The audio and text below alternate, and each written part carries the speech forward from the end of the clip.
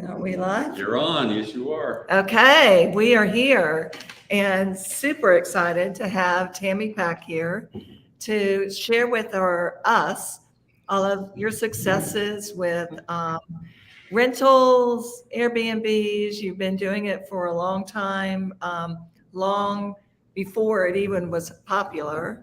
And then we've got a lot of people on here that are wanting to learn some more. And some are dabbling in investments. I know the term Airbnb is becoming more and more popular. And so tell us a little bit about you, your story, and kind of going in with your successes and everything. Sure, absolutely. So I practiced trial law back in the early days for 5 years, and then decided I wanted to go into business because my mom had like a little quilt shop on the side of the road that she had started doing some retail. So after 5 years of practicing trial law, I said, this is the one shot to go ahead and give that a try. So we did. Went into business and opened just a little shop, very humble, very simple, and kind of grew that up. Along the way, I always loved real estate, so I always wanted to own real estate. And much like it is today, in Fredericksburg, Texas, where I am, it's a small town in Texas, 10, 11,000 people, but we get 1.5 million or more tourists per year. So we've been a destination town for over 30, 40 years. What attracts people to your city? I'm sorry? What attracts people to your city? We're very well located for one thing. It's a town that was founded by Germans in the 1840s who came straight from Germany and moved and bought this land sight unseen. And they came and built beautiful, the architecture of the buildings is beautiful. They lined out the widest main street in Texas so that their ox carts could do a U-turn in the street. And they were a very frugal culture, so they didn't tear down their buildings. So we have beautiful architecture, a big wide main street now that's full of shops. We have the second most winery tourism supposedly in the country after Napa. So I would say there's 85 to 90, but every time I run the number, there's new ones. There are new ones everywhere. They're exploding here. In the past, we've had about 150 mom and pop shops. We don't allow chains on our main street. 60, last I counted, fabulous restaurants. So we're very much just built up to be the tourist destination. We're an hour from San Antonio, hour and a half from Austin, 4 hours or so from Dallas and Houston. So we've got a really big group of people that for Texas, that's a weekend trip. 4 or 5 hours is still an easy weekend for us. We're used to driving. So lots of traffic here. So we came down here to open those retail stores, and I wanted to buy real estate, but like a lot of people can probably relate, the price you would have to pay for the real estate made it hard to be able to long-term rent it. And this was 30 years ago because real estate's been expensive, the most expensive place in Texas. Austin News even came out with the report about 2 years, right before COVID, said, what is the most unaffordable place to live in all of Texas? Fredericksburg, Texas. So our real estate prices are even higher than Austin's. We're that silk stocking destination. Any state you're in, think of where everyone wants to go on vacation. The real estate prices are high. You think you're Aspen in Colorado. You think Carmel in California. Fredericksburg is that for Texas. Okay. So I was like, how am I ever going to buy any real estate? And then I realized everybody in town did what we always call B&Bs, bed and breakfast in the time, even though a lot of times nobody cooked breakfast. They'd either leave them some continental breakfast or maybe give them a coupon to go to a restaurant. And I'm going back now to 2000. So long before Airbnb was invented, which I think was 07, somewhere around there. It was a happening, going concern here in Fredericksburg. People would have a cottage in their backyard and they would rent it out to these tourists that they saw coming over from Austin. Then it got to where they would rent out rooms in their house. And then what we more consider a normal STR or short-term rental today, you rent the entire home, the entire cottage to a couple or a group, depending on the size of the building, right? So I looked into that model and I thought, you can get more money from a short-term rental than a long-term rental. So I said, with these numbers, this makes sense to me that we will be able to do this. So we had a little place on the little garage apartment at our Victorian house that we were fixing up. Got it all fixed up. Then we fixed up the little garage apartment. This is 2000 roughly. Spent about $85,000 in 2000 fixing up a 600 square foot cottage. And I was like, this is too much to spend just to let Granny come stay, once a year. So we thought maybe we should look into renting it. And our friends had a reservation service, and they said, just try it. If you don't like it, we won't hold you to it. We'll stop if you don't like it. Mm-hmm. So we did. And from day one, we realized they don't bug us. We don't bug them. Everything's good. Everybody's happy. And so that's really where it started, was with that little cottage on our yard. Then we bought the cottage across the street. Then we bought a cottage down the road. We've had as many as 27 rooms, I believe, at one point. That were our own, like individually rented to people. Right now, we have 7 doors. I think 7 doors, because we just sold one that was a big success. I can tell you about that if you like. We're building 4 cottages. So, and then we have one that'll be a long-term rental. So we're about to have 12 doors again, hopefully within the next year. Okay. Well, Tammy, I guess I should throw in there, in addition to what we own ourselves, after a few years of having these B&Bs, we started our own reservation service. So we were paying a reservation service, part of what we brought in. And then because we were already in retail and we already had employees, we already had locations, we had telephones and computers. We thought, this is crazy. We should just do it ourselves. So we did. So in 2007, our reservation service, AbsoluteCharm.com, was formed. And we now have, I believe it's 186 properties that we represent, that we keep a commission on as their reservation marketing company. Okay, so you personally have 12, will have 12 once you build the cottages. And then, but then you have another couple hundred or more. Pretty close. Yeah. And how is that going? Are they all rentals, or? They are all short-term rentals, and the majority of them right now, I mean, I think you can look at the mix, and about a third of it, this changes over every 6 months or a year, this mix changes, but roughly a third of our bookings come from our website, AbsoluteCharm.com, a third come from Airbnb, and a third come from VRBO, give or take. That's where it all comes from. Okay. Now, I remember you saying that Airbnb isn't all what it's cut out to be. But explain your rentals versus Airbnb versus VRBO, how all of that works. Yeah, well, like I say, we utilize those platforms as well, because you got to be everywhere. But the bottom line is, a lot of owners will come to us and say, well, I'm just going to use Airbnb because it's free. Well, it's not free. They typically charge their owner 3%. We've seen it as high as 4 or 5. It's not ever real clear. There's not a lot of transparency, in my opinion. You should be able to know exactly what you're charged. We charge our owners 20%, period. Black and white. It's very simple. They charge a minimum of 3% to the owners.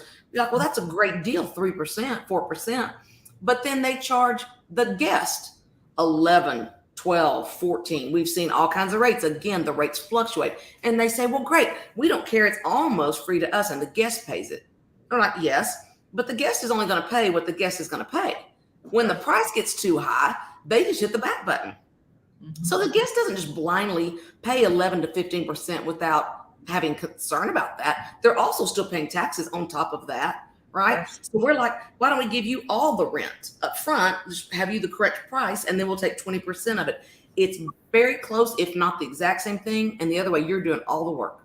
Mm-hmm. You're doing all the work, and you don't have all the tools to do the work. Mm-hmm. Because one of the greatest secrets of our business is we have very, very sophisticated software that looks like a cockpit engine when you look at this thing. And our people have been trained on it for 3-4 years now.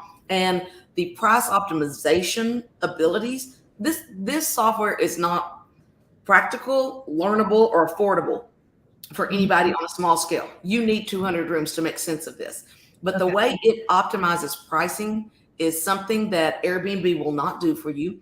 You cannot do for yourself. And it makes all the difference. It's like, people always want to say, well, how much does that room rent for a night? I was like, well, that's like asking me, how much does it cost to fly to Salt Lake City? Mm-hmm. When are you booking? Where are you leaving from? What time of day are you flying? Are you going to fly tomorrow? Or are you flying in 6 months? So if you look on our rates on our calendars, you can hover over. And so many factors are doing this to make sure that our owners get the maximum amount without sitting empty. So it could optimize them down if demand is really weak, but it will optimize them up if demand is really strong. And it can even compare it won't just always look at demand across the board and say this many of our rooms are rented for 3 weekends from now. It can literally say, out of our 1-bedroom, 1-bath with hot tubs, how many of those are rented? Because that's what this is. So we shouldn't compare this to a 4-bedroom with a pool, right? Sure. It's Right. extreme. The algorithm is extremely complicated, but very, very effective. And now you still can't just get the software and put it on autopilot. My manager, Tammy Smith, who runs that business, her eyes are always on it. And she's deciding, do I still shift it to high season, low season? 2 years out, there's going to be an eclipse in Fredericksburg. What do we do? And when do we open for those bookings? So there's still a lot of human touch that has to be in it. And this is how we earn our money. Yeah. Now, is that software that you developed, or is it? No, the name of the software is Streamline VRS. VRS as in vacation rental software. Streamline VRS. Like I say, it's $15,000, $20,000 software. And again, the learning curve is probably the hardest part of it. And all the modules we've added on that are all additional cost. You know, everything we add to that is an addition. But when you have 200 rooms and you know how to use it, and we have an entire different, this is our real estate office. Next door, we have another building with 7, I believe it is, employees who work full-time in that business. A lot of people are under the impression that this is a part-time gig. And you know what? In the best of times, sometimes you can book okay, but people don't know. They don't understand Airbnb's conversion rules, and they don't understand what it takes to get to the top. And a lot of that, again, is how we make our money, because we've spent since 2007, 15 years learning how to do that. So what are some of those rules that you have found that are most useful? Well, like they always want to come in and start renting at their highest rate of what they think they can get. And a lot of times we recommend that they start much lower, because people don't understand Airbnb rewards conversion. So you need to book quickly and well when you're first on Airbnb, because if you don't, because people don't like your pricing, then you're going to float to the bottom pretty quickly, and it's really hard to get back. It's a lot of effort. Reviews are another thing on Airbnb. If you get one bad review, they can tank you down to the bottom. We have a whole department that works with our reviews, that works with our Airbnb team. And you get one person that doesn't like something you did, it's very, very difficult to ever deal with that. Even if it's completely unfounded and unfair, they almost never will remove it. And beyond that, they won't tell you, but they will tank you to the bottom, which understandable, right? All they care is they want people happy. Or it could be just one person, just bad experience. But if it happens multiple times, obviously that's different. So what else? And that's the problem. It can be just one bitter person that didn't like something and you couldn't make them happy, and they can hurt you severely when you just rely on Airbnb and that's your only source for bookings. And also, now that times are tougher, we compare ourselves to the other reservation services here in town, and we consistently come out number 1 on how few rooms we have available. There'll be 1 or 2 that's pretty close to us that are doing well for various reasons. One of them, we know it's because they underprice everything. Well, that's not good for our homeowners, being booked, but underpriced is not good. We have others in town, 2 to 3 of them, that are about half the percentage booked that we are. It is a very serious career. It takes a lot more than people understand. And I get that. It looks really easy, but it's not. You got to remember too, Airbnb is taking a bath right now. And I'm so glad that all our eggs were never in that basket, because our website existed before theirs did, thankfully. And they're taking a bath in a lot of ways because they're getting a lot of bad publicity. I don't know if you've seen it, but people are going to places and seeing cameras in the house, people trying to kick them out of their rentals. Think about it. We came up with this system that sounded great. Someone did. Just let Joe Blow, with no vetting of any source, go put up a property and tell people to come stay there and spend the night. And he's got a key to it. I mean, there's not a lot. Airbnb does not have the capacity to vet owners, right? And somebody said, well, how much background check do y'all do on your owners? I'm like, we're not background checking them, but we're meeting them.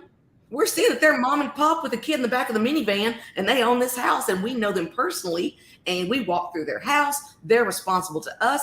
They do one thing we don't like that seems like bad, like a creepy thing that we'd all agree is a bad thing. We can take them down immediately.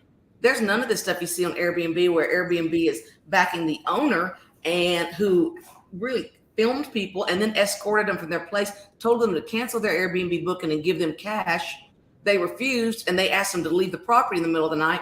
I mean, how quickly can Airbnb respond to stuff like that when you know they're getting tons of inquiries? Guarantee you, we calling the cops and we're getting the sheriff out there and we're taking care of the situation. And there will not be another single booking ever deal with that because we know our owners, we know our clients, and we're in this town physically. So the reports and the viral complaints right now against Airbnb, maybe a little overcome it. I can't predict where things go, but I'm glad I'm not just relying on one thing. So are you capitalizing on some of that with your website and the marketing and things like that about what you do? We need to, and have talked about that exact thing, that I need to do more posting about. There's a reason you have a local management company. There's a reason as a guest that you book a local management company. So I'm encouraging everyone, if you want to go visit Charleston, maybe don't go to Airbnb and search Charleston. Maybe search Charleston Vacation Rentals. Find an actual company there that has a real face and that knows their owners and that knows who they're working with. Not some, probably the 99% rule, right? Probably 99% of Airbnb owners are great folks, but that 1% that just got behind a screen, put up pictures of something and lured you into their lair. I mean, in reality, that's what it could be, right? How hard would it be? Not very. Hey, Tammy, tell us a little bit about how you scaled your business. So you've been doing this for a while, and obviously you didn't start with 200 doors. So for those of us who are early on in that business of looking at short-term rentals, what kind of advice would you give us on how to scale that? So when we started, we were only going to make our reservation website just for my rooms. That's all we were going to do. And then because not only were we going to save the money because we already had the employees, so we were going to keep that 20% basically for ourselves. But I also saw a gap. So you have to look for a quality gap, right? So we looked at this, and this is 2007. And here in our town, at least, you send in a reservation request. Sometimes you still see that today, versus being able to book and get confirmation in real time. Meaning the next morning at 9 o'clock at night, you do a reservation request. Someone has to come into the service the next day, check the paper catalog or whatever they've got going, call you back and confirm that you actually have a booking. When I saw that there was software where they could put their credit card in 2007, print off their confirmation, get in the car without talking to anyone early the next morning and head to Fredericksburg, I knew that was going to be a game changer. Mm-hmm. Number two, and a lot of people were scared, like with any technology, but we haven't talked to them on the phone. I'm like, no, we haven't talked to the guests on the phone. We got to get in the modern age here. Come on. Number two, the photography had to be better, just like with real estate. There were a lot of, I can't even see iPhone photos. In 2007, that's the year the iPhone was invented. So nobody had those yet, right? These were like, your little basic camera and you'd scan it in, and the photos and the quality of the website wasn't good enough. So I said, we have to have the most beautiful website and we have to have state-of-the-art real-time bookings. By doing that, we're going to go to the top and beat everyone. So my 26 rooms at that time did. But I'd already hired Tammy Smith, who I said is my manager and dear friend. I hired her, stole her away from the hospital where she was working, and got her to come over. And she said, the problem is we're booking so well. She goes, you're paying me to answer the phone all day, and all I can say is, I'm so sorry we're booked. I'm so sorry we're full. So we didn't decide to go out after other people, but naturally, when people we knew and friends saw our website, they're like, wow, your website is beautiful. You guys you're doing so well. Look at your calendar. Would you help me? So we're like, okay, we'll take one or two and see how it goes. And we did. We said, we'll charge you 20% like we used to pay. Put them on there. They loved it. Room by room, it grew and grew and grew. And, there's no magic answer other than doing the hard work and having the results, having the best website that ranks the highest. Therefore, your conversion is the best. So when you're interviewing versus other reservation services, or now even co-hosters, or versus doing it yourself, all the things out there, you just got to do the hard work and have the proof in the pudding, one property at a time. Is that 20% fully loaded for a owner? So that would include the being able to turn it and cleaning fees and all that. That's no. Is it just No, reservation? you will never be able, you would make no profit if you took your clean. The ones I know that have done cleaning included, they're charging like 40%, or so I've even seen 50%. So what we do is we charge 20% for our marketing, our booking. We collect taxes from the guests. We pay the taxes. We take care of all of that. Any kind of issues we handle. Then we created a housekeeping service, which we did not want to do because we didn't want to get in the housekeeping. We know it's a hard job to keep filled, to find good people. It is not easy, but we realized to make our owners happy, most of them wanted to completely hands off. Whereas we used to give out names of cleaners. We're like, here's some people we know, you pay them, you deal with them. Most of our owners are out of town and most of them didn't want to deal with any of it. So we said, we've got to come up with the most affordable housekeeping solution possible. Good quality, but the most affordable, where we're only going to take a small margin of it. I mean, it's very small enough because we have to pay extra staff to run it all now, right? But we said, we're not trying to skin you both ways, right? We're not trying to take money from you on the 20% and then make a ton on the cleaning. So I might get charged, like in one of my rooms, they go out and look at it. And Tammy says, okay, I think it's going to take this long. It's going to cost, let's just say it's going to take 2 hours to clean this room. We're going to pay $25 an hour to our housekeepers. That's $50. We're going to charge you $65 a clean. We're going to keep 15 as a marginal little override to cover all this time our employees are spending to schedule all this. And so the owners are like, man, $65, that's awesome for a cleaning fee. That's not bad. So now, as you know, from our websites, and Airbnb has brought on the idea of the cleaning fee and has normalized it, which is great. So now we can go charge 65, 80, 85, whatever we see the market will bear before they take the gas on and go, hey, that property is now too high for me. Because they will do that, right? So it's a constant give and take. And then I think we take 20% of that. You get above my pay grade now to runs all this. But we take 20% basically of everything. And it's really, we think, better. Because the ones that we used to know that would say 40 or 50%, whatever it was, they would basically, that's the percent they got of the booking. So if they couldn't afford to clean it or come out and make money cleaning it, they'd let you sit empty. So they may look at it and go, there's a room, let's just say, that's really only, the demand's only $100 a night on a Wednesday night or whatever. They may go, well, after we do everything else, one cleaning company, I know it was like maybe 30%. They may go 30% of that is not enough. I'm going to lose money for cleaning it.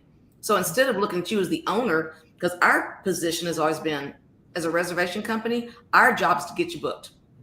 Our job is to get you booked at the most we can get, but not let you be booked if we don't think we're going to make enough on cleaning. Does that make sense? Yeah. So our job is to book you separate, even though it's under our umbrella. We have a flat fee for what a clean is going to cost.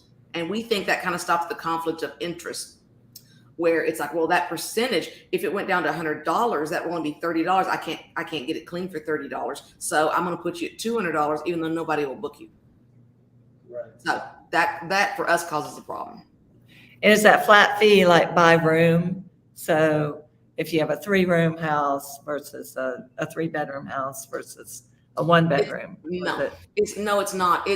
There are definitely some factors of that, but typically when we bring on a new client, Tammy goes out there and looks at it, and with our housekeeping manager as well, and they say, okay, this 2-bedroom isn't necessarily equal to this 2-bedroom. One of them might be 800 square feet and one might be 3,000 square feet.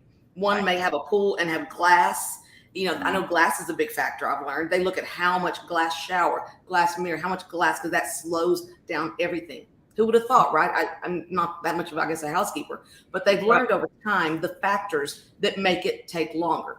So they'll tell people, we think we can clean this room for $65. Give us a month. If we're wrong about that, we'll come back to you.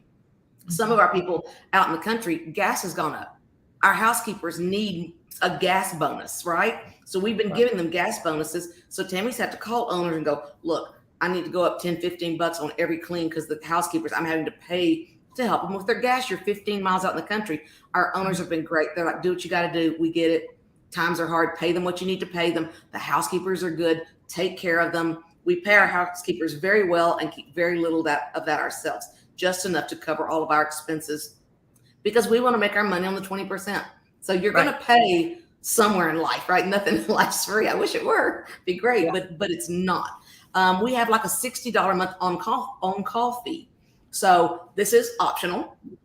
So if someone lives in town and wants to be more hands-on, that's great. We love that. They can. If they live out of town, they can pay $60 a month. And one of our reservationists at all time is paid a set amount to take this company phone home with them. They sleep with it right there because our regulations in town say someone has to respond local within 30 minutes of a call. If it's at 4 a.m., we've got to respond or you get a violation. So you're paying $60 a month to have someone at our service sleeping with that on-call phone and ready to deal with it. We've only allowed that. We will only take you as on-call if we do your cleaning. Not that we want to do your cleaning necessarily, because we never could get enough employees, but we can only pair those together. Because if we get a call, we have to know who that housekeeper is and that she's going to take our call at 4 a.m. to fix something. If it's an emergency, right? We can't take the call and have your housekeeper that doesn't really respond to us, and now we're on the hook for that. So those are the two things we kind of married up. Okay. Hey, Tammy, can I ask you a question? This is Michael. I noticed that VRBO is now advertising the fact that they only rent the entire house, and that if you go to rent a house, you don't want to have the owner coming in to check on you. How do you see that versus what Airbnb does versus maybe what you do? And is that a direction that industry's going? I think it's interesting because I haven't even seen those ads, but it makes sense. That to me is really what VRBO has always been, which is more because we've always, and she said their fees are getting outrageous at VRBO, but we've always paid for the houses that we knew would do well in there.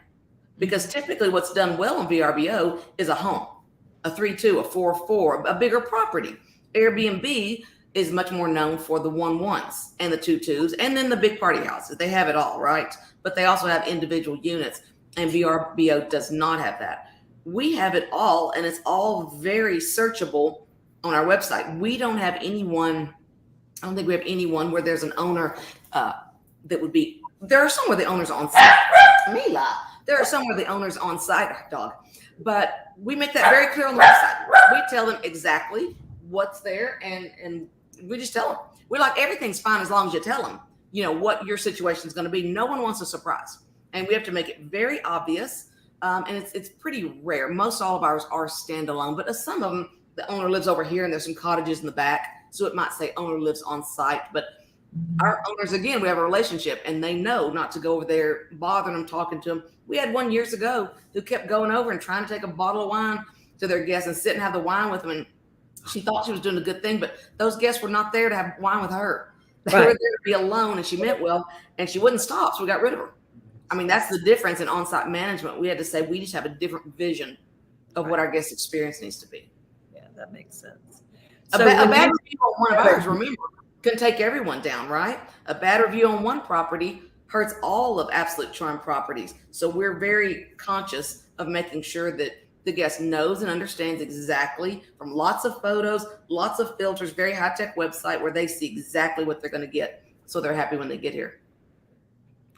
And when you say doors, those are just individual rooms, or are they homes? And by doors, I mean, you could have a 4-bedroom house that's rented to one group, right? Mm-hmm. It's just a house. To me, that's a door. Because then I could have another thing that's a quadplex that has 4 bedrooms, but they're all rented to the Smiths, the Joneses. No one knows each other. They're private. It could be, you could have something with 4 units. That's 4 doors. So to me, doors means how many reservations there are. Okay. And we had a place down here, was a 6-bedroom, more traditional inn. And 6 couples who did not know each other, have their own private bathrooms, can go in those common halls more like a hotel. That's 6 doors. You could also have a 6-bedroom house. Rent it to one group, one credit card, the whole family comes. That's 1 door. Okay. Okay. So we have 186 doors at the moment. Okay. And those some are yours, your personal ones, but then others you're renting out for other people. The vast majority are not mine. At the moment, only 8, because I just sold my 9th one. No, 7, I think 7.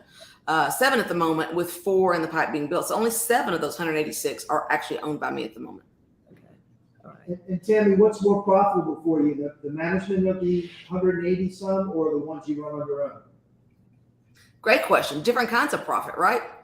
I'll give you one example. We just sold one of our cottages, and we bought it 10 years ago for $350,000.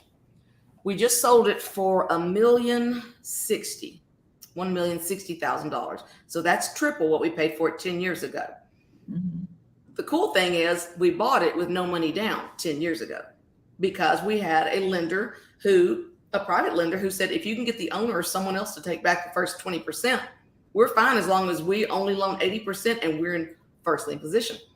So I offered the owner of it the same terms I was giving the lender, 30-year amortization, 7.5% interest rate, 5-year balloon. Within 5 years, we had so much equity in the property that the primary private lender took in the whole $350,000 and said, yeah, it's at least worth 20% more than that with what y'all turned it into.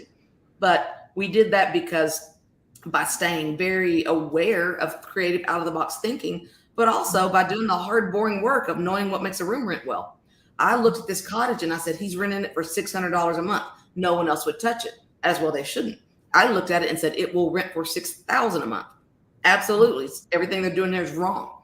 So I came in, bought it for $350,000, took all the stuff out of it, the buffalo head and all the different things they had a garage sale. I think with that garage sale, we brought in some old stuff from our store too. And we bought it in about $13,000 at that garage sale. Used that to purchase the hot tub and the new furniture for what it actually needed. Started renting it, and in the first month went from $600 to $6,000 in rentals. There's no magic bullet for that other than knowing what you're doing. Having spent years going, I know what guests like.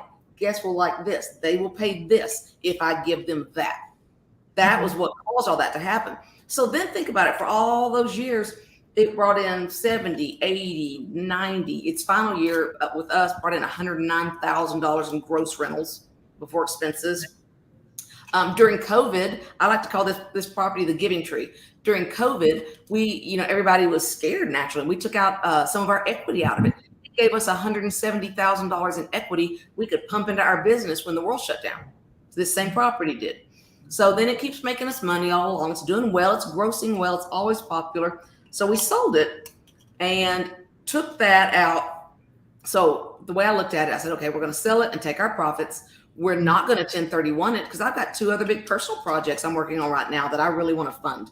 So we figured out how to do cost segregation on some other properties so that we would have losses we can write off against it. So we didn't have to 1031 it. And we still took over $500,000 profit out of that property. And then the coolest part is the gentleman so far has chosen to stay with us. So we're still making 20%. The revenue going forward. So we're still going to be bringing in about $20,000 a year going forward on the same property. Okay, that's great. It's an amazing That's success. I know. Tell us some of the maybe 1 or 2 items of things that are maybe not your key highlights, but maybe your lowlights. What are some of the things that you learned that you're like, I'll never do that again?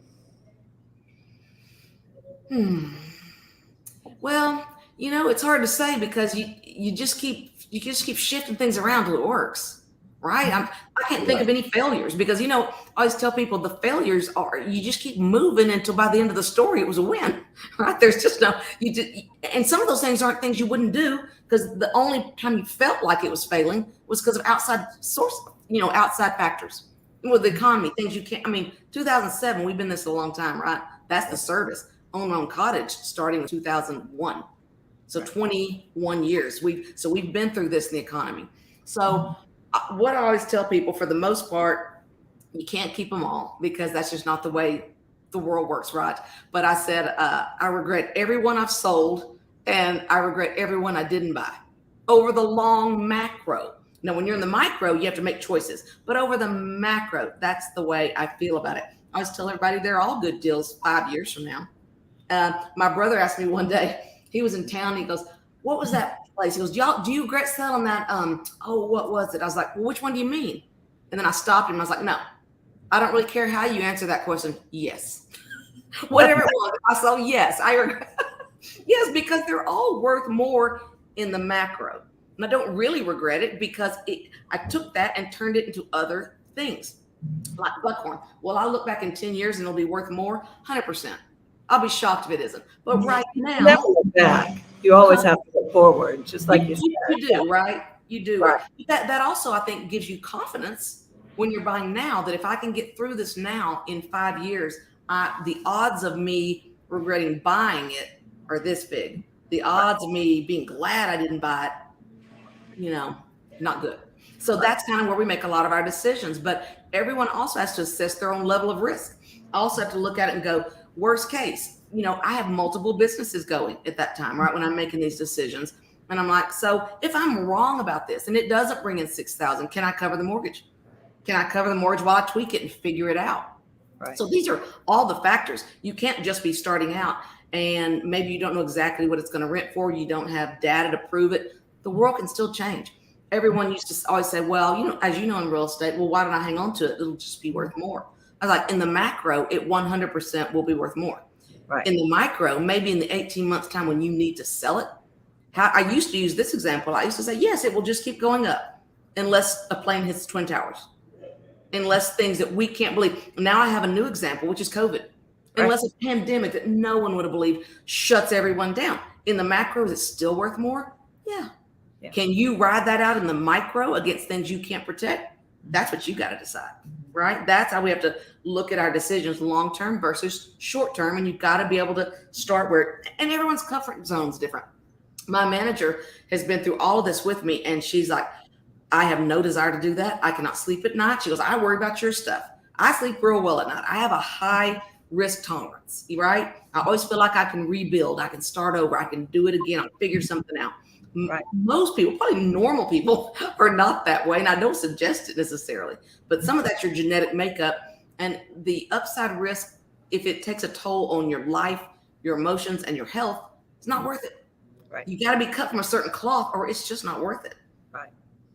What are you doing in Mississippi? Well, we bought a second home in Natchez, Mississippi, because I've always loved it there. I'm 55 and I started going there when I was 22. And it's the oldest town on the Mississippi River. It's 317 years old, older than New Orleans. It's 200 feet above a bluff. So it's way up here. It doesn't get flooded, but you're overlooking the Mississippi. And it is full of the most beautiful antebellum homes in the world. Better than Charleston, better than Savannah, more of them. Did not get any war damage. Nothing was burned down. See, everything stopped. Natchez was by far wealthier than both of those towns when the Civil War started. So all the true mansions were in Natchez because it was on the Mississippi River, which was the interstate back then, right? It wasn't tucked in a strange little corner of Mississippi. It was on the interstate of America. Right. So the history there, it's not Southern history, it's American history. Henry Clay, Andrew Jackson, Aaron Burr, all the people that spent significant time in Natchez, Mississippi. And we, luckily for me, my husband Wes loves it as well, took him there and I was like, you're not going to believe these houses. You're not going to believe the history, the antiques, the interesting stories, how the people still live today with history, how they're trying to improve, right? And grow between whether it's race relations, whatever it is, right? They're still in the thick of some interesting things, I find. And luckily for me, he fell in love with it as well. So we bought a home there. We're restoring it. And that's one of the reasons I wanted some of the money from Buckhorn, the little cottage we sold. We're doing a historic renovation here in our town. And we're also doing one 550 miles away in Natchez, Mississippi. And I want more equity in those. Yeah. So you asked me, yes, I got rid of one of my babies as far as a cottage, but look what I'm getting out of it. Something else that we want. So our goal is to spend 7 to 10 days a month there. We just really, really enjoy it. Right now, the last couple months, we haven't been able to because with renovations going, we have to rent a place and it's not the same as staying in our place. But that yeah. It's never the same as home. Yeah. Do you ever foresee your expanding your Airbnb business or your rental business to Mississippi? That's a great question. We have considered everything. But in the long run, my 25-year-old daughter is probably the wisest about all this. She says, you know that you would have the ability to take your real estate team there and most likely do what you did here and become, in Fredericksburg, we started from nothing. In under 3 years, we're #1 office in town and praise the Lord, have stayed there ever since. Yeah. Same thing with B&B. We just bust on it and we innovate and we do the hard work, right? Mhm. And I feel certain that we could do that in Natchez because good news, bad news, right? They're a little behind the times. That makes them more charming and they got the history. So nothing's all good or bad, but it would not be that hard to go in there and make a big move. But as my daughter said, that's your happy place. That's where you go to have fun. Go and help them to improve. Don't take their business. If you take their business, these are the people that are inviting you over for cocktails. That doesn't go together. You make enemies when you come and become number one and take people's business, their livelihoods. So the more I thought about it, I'm like, we make our living in Fredericksburg. Natchez, we only want to help. We want to give advice to realtors about improving photography and marketing, all of that. We want to help them with their Airbnb situation. I have volunteered to sit down like on a task force with them and say, STR regulation is a huge issue these days. It has come to our town and we would have sworn it wouldn't because we were Airbnb when Airbnb did not exist. But Airbnb has done some good things and it's done a lot of harm. A lot of harm by creating these huge houses with bachelorettes. So everyone now thinks any kind of B&B is a party house. So there's a lot of neighborhood opposition to them. So there's regulation. So I've told Natchez, I would love to sit down and tell you what is coming. And then you make your own decisions about how it needs to be handled. But they're in the hockey stick growth of great things are happening in Natchez. And I'm like, if we, meaning Natchez as a collective, are successful in bringing more and more tourism to Natchez, these are the problems you're going to face. So now, while no one's going to be as much hurt, if you're going to get to the point where you say they can, B&Bs can only be in these areas, only this many per block, whatever those things are. I'm not here to judge what's right or wrong for the community. But if those decisions are going to happen, I do recommend making those decisions sooner than later, because it's really hard when an entire economy like Fredericksburg has built up around this and then they cut you off at the knees with no warning. I would rather, while it's slower, decide if you ever are going to want those kind of things, put them in place now so people make their investments based on known rules. Is that a question? Yeah, Tammy, one of our listeners actually asked a question is, have you ever taken on coaching clients to help them learn how to incorporate what you've learned into their businesses? No. No. And we probably should look at that actually for Tammy Smith more so than anything. I mean, I'm a very free spirit. I'm a typical 7-wing-8 on the Enneagram scale. You know, I want to create new businesses and I get easily bored and I'm ready to go do the next business and create something. I don't ever want to I didn't work this hard this long to be on a schedule where I owe my time to anyone. That's why I'm a team leader. And you deserve that when you're a coaching client. I've been a coaching client for years and years, right? You deserve that attention and time. That's not my personality. That needs a much higher C level kind of personality that wants to hold people accountable. I want to go talk to my team, teach them, give away free content, you know, do things like this as much as possible, and then go back on my merry way and see what we can create in some other town. Well, this has been fabulous. That has been good. And just one other question. I thought, when you're looking at investing in a property, what are certain things, or do you have like a checklist of things? I want this, I want that. When I'm investing in a property, did you say? Mm-hmm. Like When for a house, a rental house. like a short-term rental? Mm-hmm. Well, you know, things change because for a while we don't have any. I don't own a single multi-bedroom at the moment, and that's kind of the way I like it. I prefer. Well, that's not true. I do have one that's kind of like an attached historic duplex, and one side's a 3-2, one side's a 1-1. So this is multi-bedroom. But what we have found, and Tammy Smith in my office has been great about it. She's so right.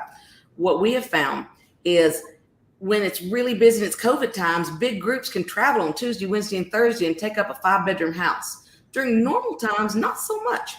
Those are much more weekend properties, right? At least for a tourist town. If you've got business travel where you are, maybe you have a totally different situation. Every area is different. Where we are, to me, the bread and butter is the 1-bedroom, 1-bath. Maybe 2-2, because a couple will rent up to a 2-2 or a 2-1. The couple's not going to rent a 4 or 5-bedroom house just for them. They feel like they're overpaying, they're wasting money, right? Mm-hmm. I would rather have, and that's what we're building. When I say we have 4 we're building, each one of them are luxury 1-bedroom, 1-bath cottages to be built side by side with privacy walls. The one we're building, so we got the 3-2 and the 1-1 historic duplex, right? Behind it, we're building 3 1-1s. Each one has its own plunge pool, like an 8-foot by 12-foot, very expensive, with a high fence around it. So it's going to be kind of like being in the Caribbean. You know, how many places can you rent where it's just 2 of you and you've got an 8 by 12 pool that's just yours? Right. So we are big believers in luxury. And I go talk to our bankers here and try to keep them up to date on things regularly. And the thing I told them is, you should not be scared of this project. You should be scared of mediocre projects. You should be terrified of the messy middle where someone's going to bring you another average property, because when things contract, the best still rents. The middle is where everyone else lives, and there's just too many to choose from. They're all kind of okay. My mom passed away at 90, was the smartest person I've ever known, just common sense. And she had the best line ever. She said, don't forget, when times get tough, the only people with money are the people with money. Now think about that a minute. She goes, so when you get a little squeeze, gas prices are high. The middle guy, he's trying to pay the light bill. He might have a kid in college. The guy with money doesn't really care that he paid $5 for a tank of gas. It's his wife's 40th birthday. It's his anniversary. You think he can't pay another, Mila, you think he can't pay another $200 a night for his wife's 40th birthday? What they'll call and say is, I'm calling to see what's the best you got. They never go, give me something real average, right? So who knows, maybe the cheap lowest guy, maybe he makes a few bucks because someone's looking for a bargain. But what we find and what we cater to is the best. The amenities no one else has, the Instagrammable moment, the things people want to go home and be able to share that they did it, the bragging rights. Look where I took my wife for her birthday. That's what they're looking for, right? The romantic getaway. They're not looking for boring, average, hotel-like, middle of the road. They're looking for the best. And you can always go down if you have to, but I said these things will be, guarantee, mark my words, the most profitable thing we will ever build. And they're building 3 of these. Our bid is $1.6 million for 3 600 square foot cottages. So, I mean, no expenses being spared. We're going to have to pay up front, but they will make bank because they're stunning. And I don't need 1,000 people a weekend to come and book. I only need 3. I only need 3 who have the money to pay $500 a night for a 1-bedroom cottage. And that'll probably just be the entry level, because there's more than 3 any given weekend who want the best. Well, we know where we want to come in the spring. We need to come visit Fredericksburg. You may have to come visit the wine country. And you need to go on the wine country, that's for sure. That's great.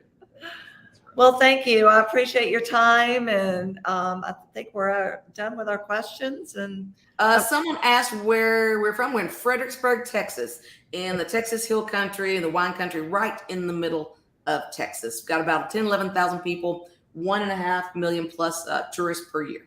So yeah, y'all can, if you want to see more about B&Bs and you want to see not what we say, but what we do, you can look at our website, absolutecharm.com. That's our B&B site. On the real estate side, we have absolutecharmrealestate.com. But on the B&Bs, you can see the properties we offer. You can see how we lay it out, how you can search by price, by amenity, and maybe you'll get some really good ideas from it. I hope so. Thanks, Tammy. Sure appreciate you. thank you. Thank you. Y'all have a great one.